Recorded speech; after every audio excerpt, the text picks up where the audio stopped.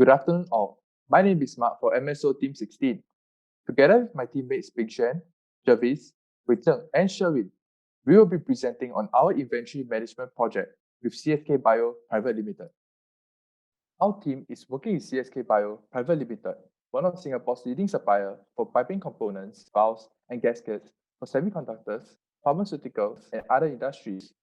The problem the company faces is that they encounter both ad hoc and project-based demand, which they need to satisfy, and they do not have a systematic reorder policy for its products, falling short of the 71 kg shipment weight requirement for preferential shipping rates. To improve the current operations of the company, our project has two objectives.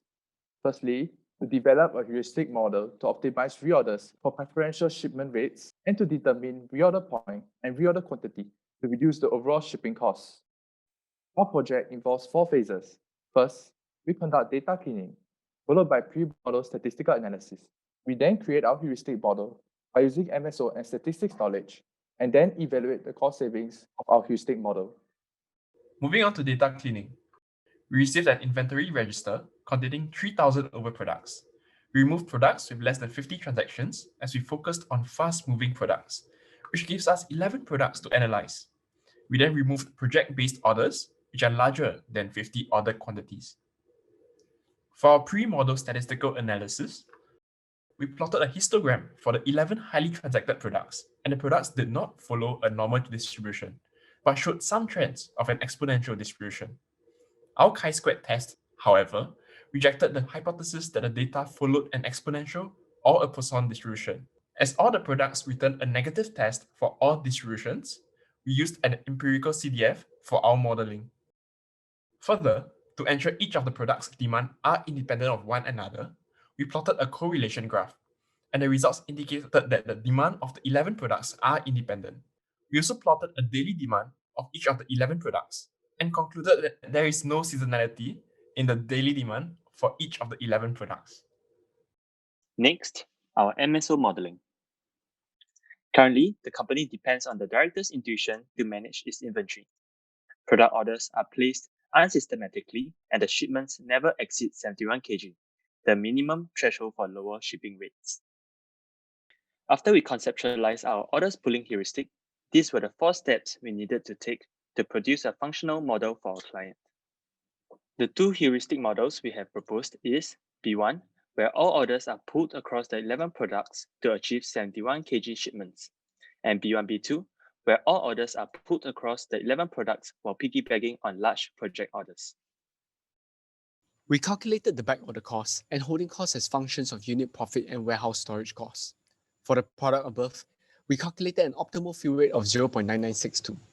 Mapping this to the product's empirical CDF, we got an optimal reorder point of 78 units. Also, we computed the expected demand and variance for each product using their respective empirical CDFs. As we have no fixed cost to contend with, we had to come up with new approaches to determine the reorder quantity. The first approach is based on mean demand. We distributed the 71 kg shipment weight proportionally across the 11 products based on their demand and weight.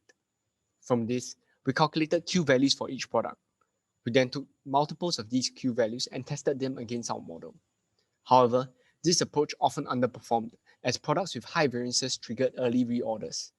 Hence, we developed the front-running approach, where Q values are calculated under the assumption that the product is demanded at a rate several standard deviations quicker than the mean. Using this approach, we managed to improve the performance of the model as products with high demand variances had larger buffers. We then validated the significance of both models and checked for overfitting of data. We did this by producing 11 randomized datasets, shuffling outbound inventory entries. We then carried out a single-factor ANOVA test on our results. Our ANOVA test produced a large F value and a very small P value, showing that the mean cost savings are significantly different. We then applied the Bonferroni method to confirm a significant difference between each treatment group. From this, we determined that both our models had significant cost savings, but there was no significant difference in the performance of the 2 models. We will now evaluate the effectiveness of our model and select the model that works better. We tested both heuristic models. On an array of Q, we found that the mean inventory level increases linearly, while the mean savings increases with diminishing returns. We can also see that both models behave similarly. Plotting the mean savings against inventory mean for both heuristic models, we can explore the trade-off between the two. Since a clear optimal point cannot be derived from this plot, we decided to pick the optimal point using the Utopia point method, which gave us an optimal solution of B1, B2 model with C equals to 2.2 standard deviation. This gives us a cost savings of 38 cents per kg.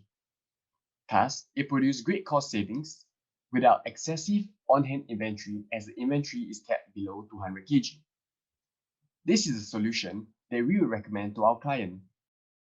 In conclusion, we were able to develop heuristic models to best meet project objectives, and these models were successful in maximizing cost savings from preferential shipping rates with reasonable inventory levels.